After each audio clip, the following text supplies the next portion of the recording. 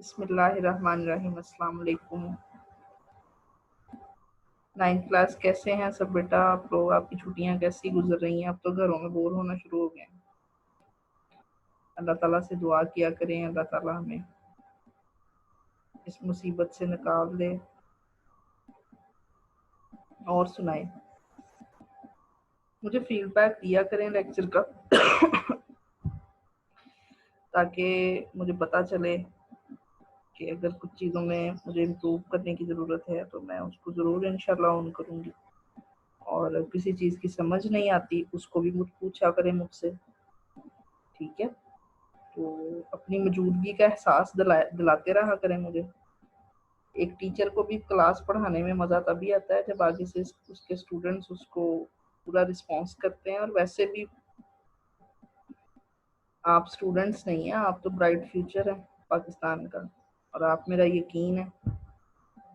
इसलिए मुझे अपनी मौजूदगी का एहसास ज़रूर दिलाया करें। आज 23 जून है और आज हमारा जो है वो लेक्चर यूनिट नंबर 3 से ही है। आपको पता है कि वही हमारा अभी चल रहा है। तो अपनी बुक की तरफ चलते हैं। आज बुक मैंने ओपन नहीं की पहले, और अब कर लेते हैं हम लोग।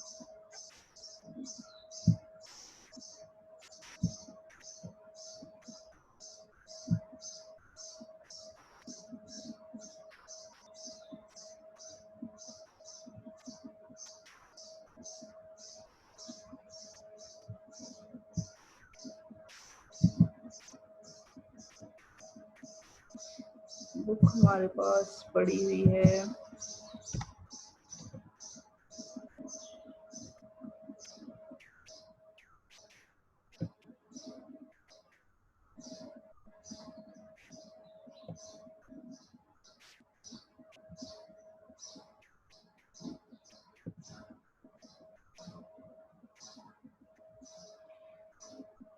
कल हम लोगों ने खित्ते पढ़ने स्टार्ट किए थे। जी बिल्कुल, आज हमने साहली खित्ता पढ़ना था। कल हम लोगों ने पढ़ा था मैदानी खित्ता और सहराई खित्ता। पाकिस्तान की जो साहली पट्टी है, यानी जो समंदर के साथ साथ एरियाज हैं, वो सूबा सिंध में भारत की सरहद से शुरू होती है और मगरब में वो जाके ईरान तक फैली। यानी हम बलूचिस्तान और इंडिया के साथ जो है वो उनके साथ साथ साहली पट्टी अपनी शेयर करते हैं। ये साहली मैदान जो है, इनके अंदर एक इम्पॉर्टेंट बंदरगाह है। बंदरगाह जो है वो बहरी अड्डों को बोलते हैं। कराची जो है ये पाकिस्तान की सबसे बड़ी और बहुत पुरानी बंदरगाह है, ठीक है। और बंदरगाहें इसलिए ज़्यादा इम्पोर्टेंट होती हैं क्योंकि आलमोस्ट दुनिया की 95% जो ट्रेड है, जो तजारत है, वो बाय सी होती है, ठीक है, सी रूट्स के ज़रिए होती है।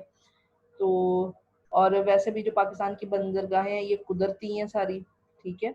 मतलब आपको पता है कि जब जिस तरह प्लेन जब फ़ज़ा में उड़ता है तो एक फिक्स जो है वो एयर प्रेशर का होना ज़रूरी है। इसी तरह पानी के अंदर भी जब प्लेन है वो जहाज़ चलते हैं, शिप चलते हैं, तो उस वक़्त भी जो है वो एक मुकर्रर फिक्स जो है वो गहराई का होना ज़रूरी है। तो पाकिस्तान की जो बंदरगाहें हैं ये कुदरती तौर पर गहरी हैं, मतलब बहुत कम हमें इनके ऊपर इन्वेस्ट करना पड़ता है। तो और फिर जो है वो पाकिस्तान वैसे भी यूरेशियन गेट पर है बाय सी।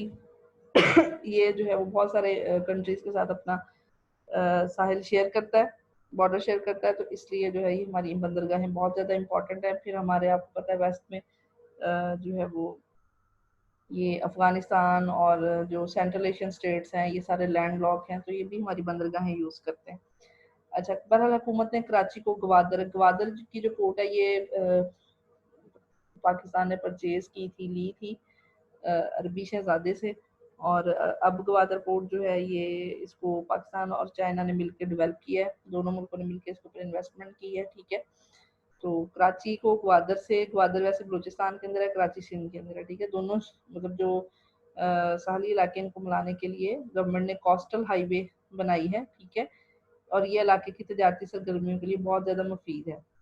फिर साहल मकरान मकरान भी जो है वो बलूचिस्तान के अंदर है। यहाँ पर बारिशें ज़्यादातर सर्दियों में होती हैं, बाकी पूरा साल मौसम जो है खुश्क और मोतदिल रहता है। सुबह सिंध के साहली इलाके में हवा में काफ़ी हद तक नमी रहती है, जबकि बारिश की सूरत हाल गैर यकीनी हो जाती है। दरियाए सिंध का जो डेल्टा है ये मशरिक की जानिब मैंग्रोव के जंगलात पाए जाते हैं। मैंग्रोव जो है ये पानी के साथ अंदर जंगलात जो होते हैं, ठीक है, और ये मछली की अफज़ाइश और समुद्री लहरों से बचाव के लिहाज से ये बहुत ज़्यादा अहम है। और इस एरिया के अंदर चूँकि दरिया और जो है वो मौजूद है, तो यहाँ पर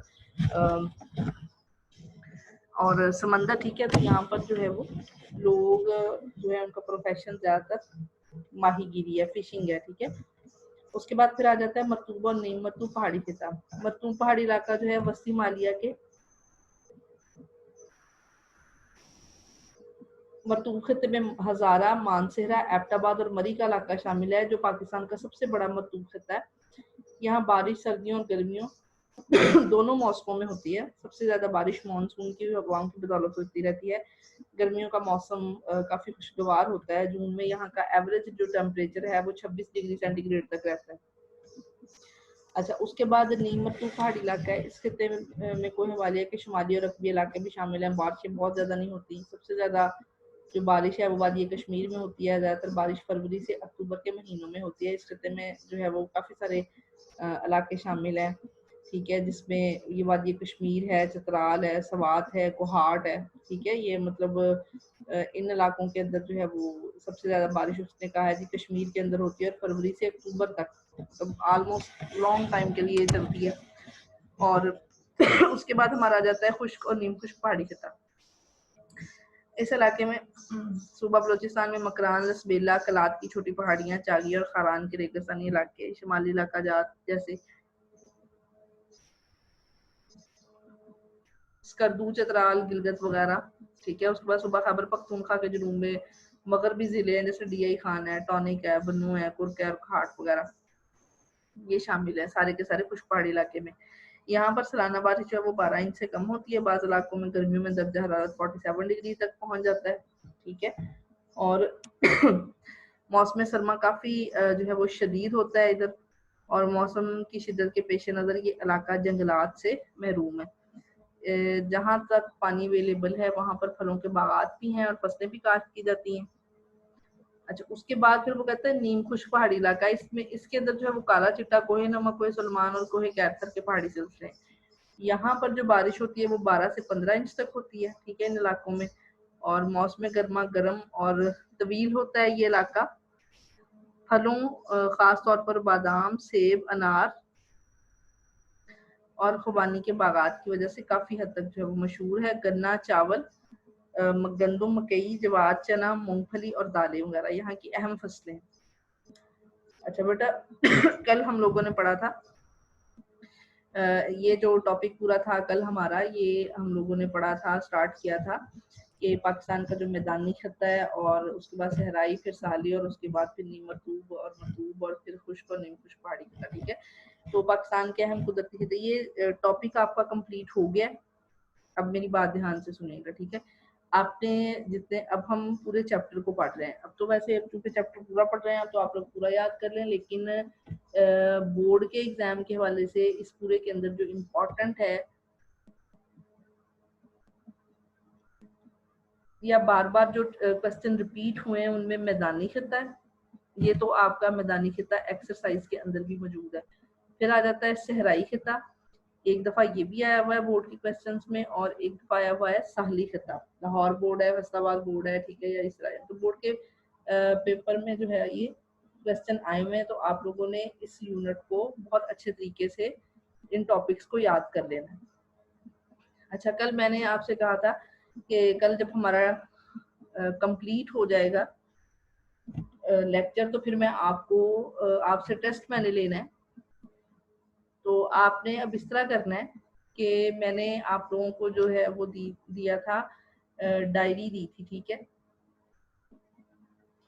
आप लोगों ने ऐसे करना है, सब बच्चों ने एक पेपर लेना है, खाली पेपर, ठीक है। मतलब आप घर में जो भी आपके पास पेज अवेलेबल है, अलग से कोई नया खरीदने की जरूरत नहीं है। घर में जो भी खाली पेपर आपके पास मौजूद है, वो कॉपी का है, वो आपके पास रजिस्टर का है, वो वैसे आपके पास एक्स्ट्रा शीट पड़ी हुई है, आपने उसके ऊपर अपना नाम, रोल नंबर और क्लास लिखनी है, ठीक है, सेक्शन मेंशन करना है, और जितने आपके शार्ट क्वेश्चंस हैं यूनिट नंबर 3 के, यानी क्वेश्चन नंबर 1 से लेकर क्वेश्चन नंबर 12 तक आपने जो है वो,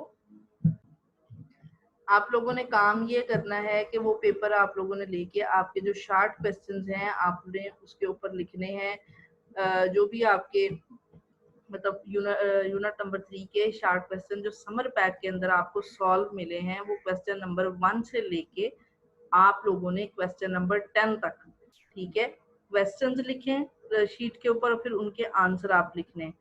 अब आंसर आप लोग जो है वो जुबानी लिख लेंगे, याद करें, मतलब पहले, उसके बाद आप लोगों ने किए हैं उनको रिवाइज करें, खुद से कर लें, ठीक है। जुबानी लिख लेंगे तो बेटा वेल एंड गुड, और अगर नहीं उसको याद तो आप बेशक बुक का यूज कर लें, लेकिन उनको लिखें और एक असाइनमेंट बनाएं छोटी सी, मतलब 10 शार्ट क्वेश्चन जो आपके यूनिट नंबर 3 है उसको आपने उसके आपने बनाने हैं, और वो आप लोगों ने बना के अपने पास रख लेनी है। जिस बच्चे की मैं डिमांड करूंगी आपसे, ठीक है, मैं बच्चे का नाम इधर लेती हूँ, या मैं आपको व्हाट्सएप ग्रुप के अंदर जो है वो लिस्ट भेजती हूँ, तो जिन बच्चों के नाम मैं डिमांड करूंगी वो बच्चे अपनी अपनी असाइनमेंट मुझे सेंड करेंगे, सारे नहीं करेंगे, जिनका मैं नाम लूंगी वो सेंड करेंगे, ताकि मुझे पता चले, मैंने रैंडमली चेक करना है कि आप लोग अपना काम करते हैं या नहीं करते। बहुत आसान काम है आपका, ये टॉपिक तो आपने करना ही है याद। ये 5 खिते थे, पांचों के पांचों आज हमारे कंप्लीट हो गए, और साथ में आप लोगों ने ये एक छोटी सी असाइनमेंट बनानी है, ठीक है।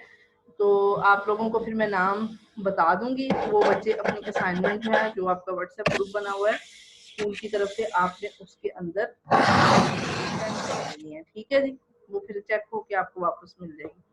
ओके बेटा जी, अपना ख्याल रखिएगा, दुआओं में याद रखिएगा, अल्लाह ताला हम सबको अपने हिफ्ज़ मान में रखे, अल्लाह ताला जल्द से जल्द हमें इस वबाई जो बीमारी आई हुई है उसे निजात दे, ताकि हमारी ज़िंदगी मामूल जाए। तो बेटा जी अल्लाह हाफिज़।